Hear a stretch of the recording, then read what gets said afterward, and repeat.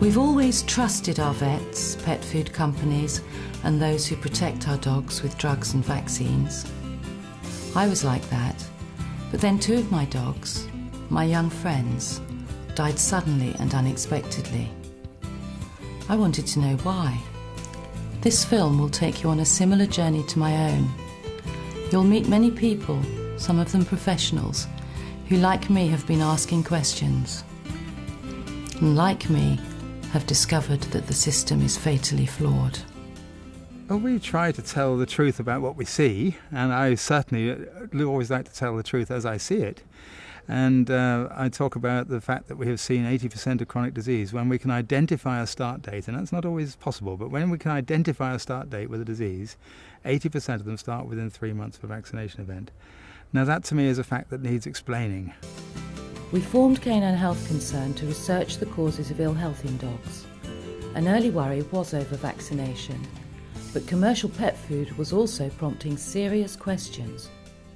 Well, about 10 years ago I had a whippet, but the very next day after his vaccination he went down, and he just passed out and his head was going wobbly and wobbly. I took him back to the vet, but for days after his head was just wobbling around. And then after that he had the arthritis and could hardly walk, but I kept him going. But as a last resort I went to see some homeopath, and they told me about Canine Health. I actually hesitated to join in that, but when I did, it was the best thing that ever happened to me, because I started to get in. My dog died, and when I got my next dog, it just completely changed. They've been eating, raw food, the bath diet. I don't touch any conventional dog food, and I'm very proud of my dogs. In general, the poorlier the dog, when the transfer is made, the more visible the difference is. But it kind of brings it home to me that some of these, what would appear to be apparently healthy dogs on the outside, when they change over, the visual difference might not be quite so great, but that's perhaps because we can't see what's happening to the kidneys and the liver and all the other stuff. And it was when I saw what difference it made to the poorly dogs that brought it home to me just how much harm conventional dog food can do to a dog. Well, it's a little bit harsh, but I mean, looking back on my days at veterinary college, we were trained to think in only one way about treatment and about feeding too, for that matter. Dogs are supposed to be on processed food, which is ridiculous.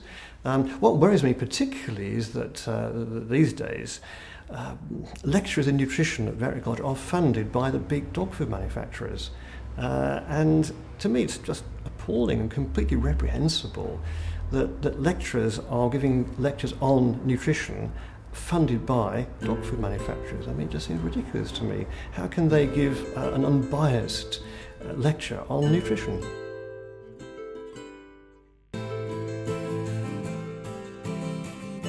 I will feel that this campaign has ended when all dog owners know and understand that they have a choice.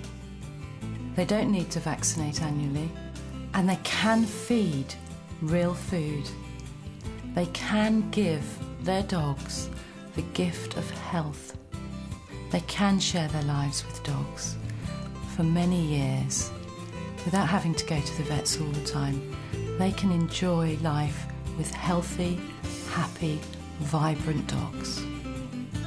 When people know this, the campaign will end.